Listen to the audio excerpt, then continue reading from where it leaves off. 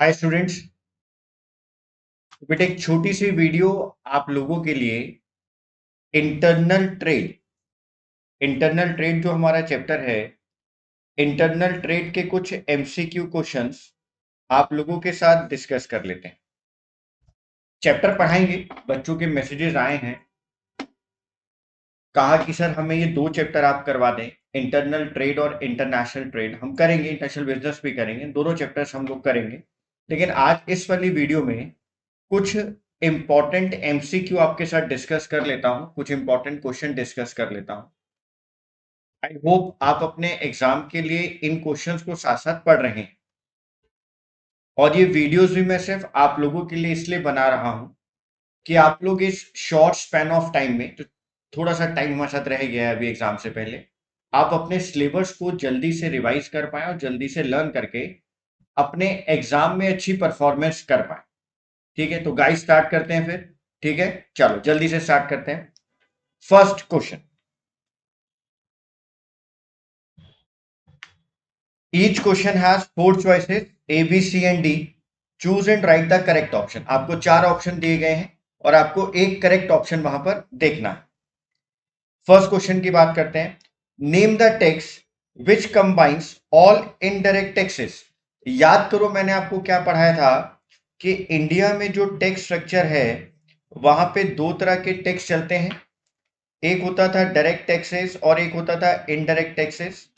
और आपको मैंने बेटे अकाउंट्स में भी ये बात बहुत अच्छे से समझाई थी कि इनडायरेक्ट टैक्सेस के कॉम्प्लेक्स स्ट्रक्चर को कंप्लीट करके, खत्म करके उसको हटा दिया गया। इनडायरेक्ट टैक्सेस जितने इंडिया में चलते थे उन सारे इनडायरेक्ट टैक्सेस को कंबाइंड कर दिया गया और इंटीग्रेट कर कर हमने एक टैक्स बनाया और उसका नाम क्या था बेटा? GST, goods and service tax. तो करेक्ट ऑप्शन क्या हुआ? जीएसटी। तो name the tax which combines all indirect taxes, GST. याद हो गया आपको? आई होप याद हो गया। Right student, next. The retailers having no fix place of selling are called. एक ऐसा रिटेलर जिसके पास अपने गुड्स को सेल करने के लिए कोई फिक्स्ड प्लेस नहीं होती है, उसको क्या कहा जाता है? वेंडर नहीं, सेलर नहीं, itinerants. Yes sir, none of the above तो हो ही नहीं सकता। तो ऑप्शन क्या हो गया हमारे पास? C option. Correct, next. Goods with minor defects are sold at. ऐसे गुड्स जिसके अंदर कुछ डिफेक्ट आ जाता है, कुछ मैन्युफैक्चरिंग माइनर डिफेक्ट्स आ जाते हैं, उन गुड्स को कहां पर बेचा जाता है? उन गुड्स को किस शॉप पर बेचा जाता है? हमने क्या सिखाया था? जल्दी से देखो। Second hand good shop, second shops, general store या नन ऑफ द अबव। हमने फिर दोबारा से बोला, गुड्स तो फर्स्ट टाइम ही बिक रहे हैं लेकिन उनके अंदर एक माइनर डिफेक्ट है, तो कहां बेचे जाते हैं? सेकेंड शॉप में। लेकिन अगर गुड्स एक से ज्यादा टाइम पर बिक रहे हैं, पहले एक बार सेल हो गए हैं और उसके बाद अगेन सेल हो रहे हैं, तो उसको क्या कहा जाता था? Second hand good shop. तो इसका आंसर क्या है हमारे पास? Second shop. करेक्ट, आगे चलो। The retailers who sell their goods in weekly markets. ऐसे सेलर जो वीकली मार्केट, जो वीक के अकॉर्डिंग मार्केट्स लगती है, मैंने एग्जांपल क्या दिया था? Monday market, Saturday market, Thursday market, Wednesday market, अलग अलग जगह पर लगती है। तो जो वीकली मार्केट्स लगती हैं, ऐसे सेलर्स को क्या कहा जाता है? जल्दी से देखो। Periodic market traders. जो मार्केट ट्रेडर्स पीरियोडिक टाइम पर काम करते हैं। ठीक है, next. Question number 5, GST is charge on. GST किस पे लगता है? आपको मैंने अकाउंट्स में भी पढ़ाया, बीएसटी में भी पढ़ाया। जीएसटी हमेशा सप्लाई ऑफ गुड्स पे लगता है। सेल की बात नहीं हो रही है, किसकी बात हो रही है? Supply of goods. तो करेक्ट आंसर इज सप्लाई।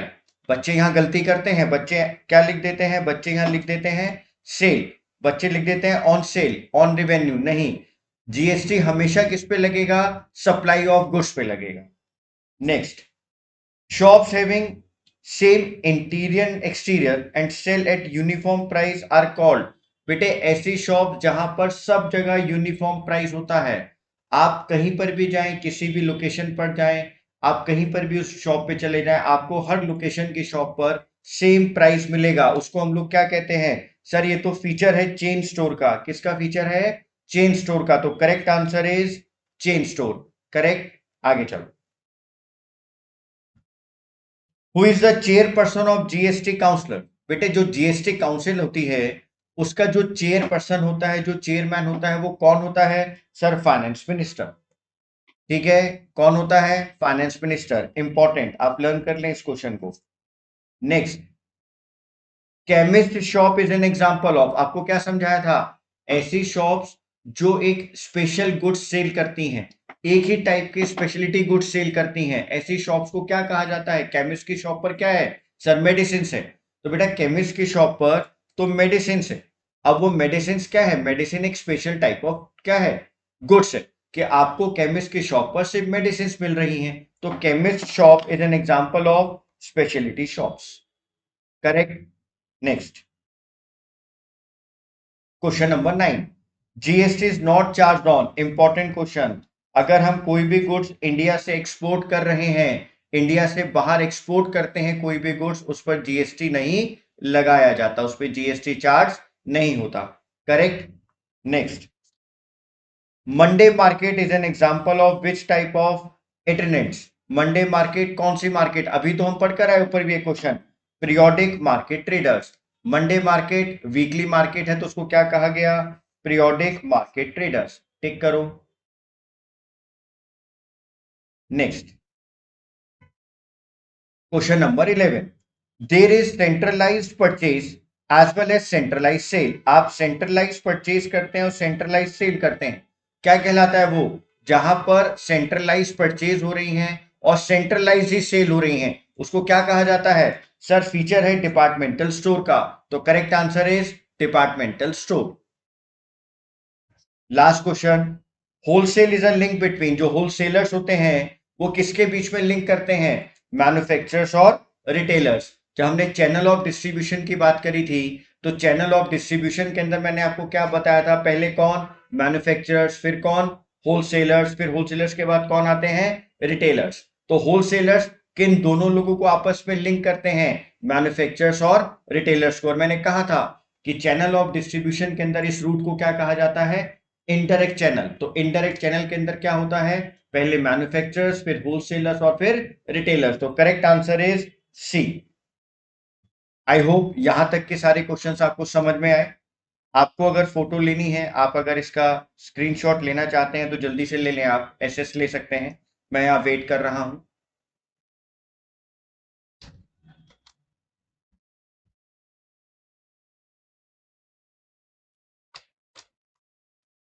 हो गया?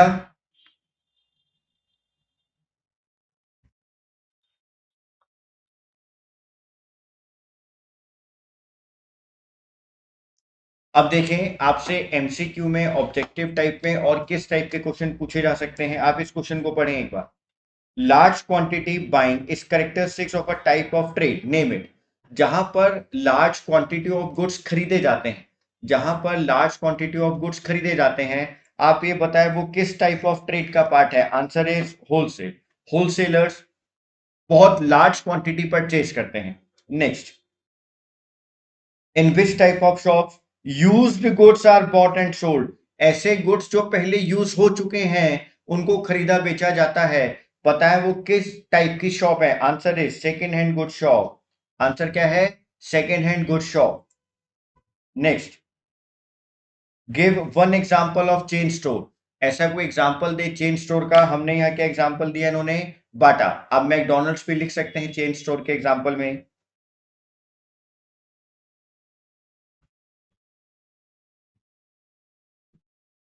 Next question, important question, question number 10। आप देखें अच्छे से। Name the machine in which goods are bought and sold by inserting coins.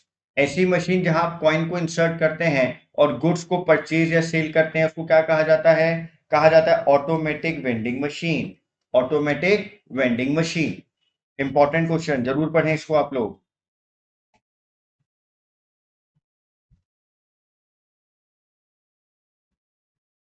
Question number 16, identify the type of internal trade in the following statement. Important question है। आपको इन statement से ये पहचानना है कि वो कौन सा इंटरनल ट्रेड है। Point number 1, a businessman buying and selling goods in small quantities. एक बिजनेसमैन है जो स्मॉल क्वांटिटीज को खरीदता और बेचता है। बताए कौन सा ट्रेड है sir? Retail trade. A businessman specialise in one line of product.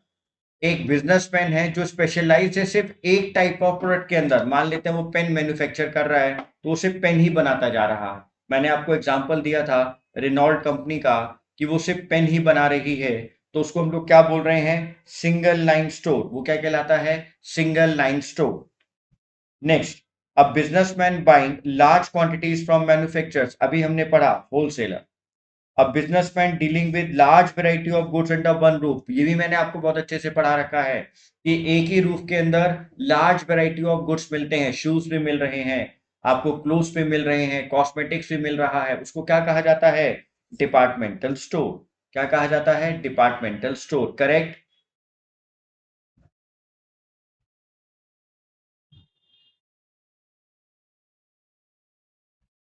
Question number 17 important है, जल्दी से रीड आउट करें। A pan masala seller put up a stall outside a school where large number of school children started buying pan masala। एक पान मसाला seller है जिसने school के आसपास एक शॉप लगा ली है जहां से बहुत सारे large number of school children start हो गए हैं पान मसाला परचेज करते हैं।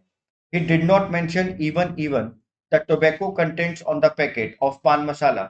What values are ignored here? आपको ये बताना है कि उसने वहां पर ये भी नहीं लिखा हुआ कि टोबैको से हमें क्या नुकसान हो सकता है या बच्चों को क्या नुकसान हो सकता है, या पान मसाला के अंदर टोबैको है, उसका इंग्रेडिएंट्स है। तो आप हमें बताएं वो कौन कौन सी वैल्यूज को यहाँ इग्नोर कर रहा है। पॉइंट नंबर 1, पहला, value of encouraging children to develop habit of eating paan मसाला।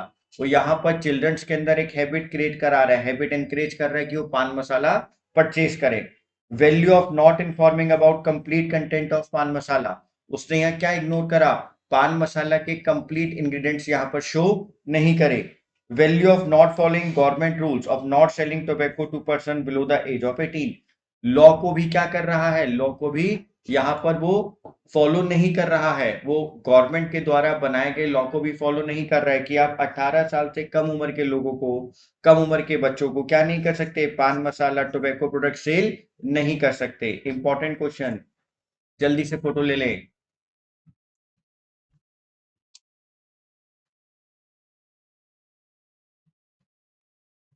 अब आप मेरी बात बहुत ध्यान से सुने। स्टूडेंट्स ने कहा कि सर हमारे को इंटरनल ट्रेड और इंटरनेशनल बिजनेस आप पढ़ा दें, तो मैं कल आप लोगों को इंटरनल ट्रेड और इंटरनेशनल बिजनेस, ये दोनों चैप्टर पढ़ा दूंगा। मैं लाइव स्ट्रीमिंग करूंगा आप लोगों के लिए, आपके पास नोटिफिकेशन आ जाएगा। अगर आप लोग चैनल पर नहीं हो तो चैनल को सब्सक्राइब कर लो, बेल आइकन को प्रेस कर लो, तो जितने भी नोटिफिकेशन आप तक आएंगे आप उन नोटिफिकेशन से हमारी लाइव स्ट्रीमिंग के मैसेज को इजीली देख पाएंगे। तो इस वीडियो के अंदर जितना ही मैंने आपको पढ़ाया आप उसको जरूर गो थ्रू करें, अपने एग्जाम से पहले जरूर पढ़ कर जाएं। हम और सारे चैप्टर्स के भी एमसीक्यू देखेंगे, और सारे चैप्टर्स के भी हम लोग केस स्टडीज को एक बार करेंगे आपके एग्जाम से पहले। और मैं अपने चैनल पर कुछ पीडीएफ भी अपलोड कर दूंगा, आप वहां से उस पीडीएफ को देख सकते हैं। Bye students.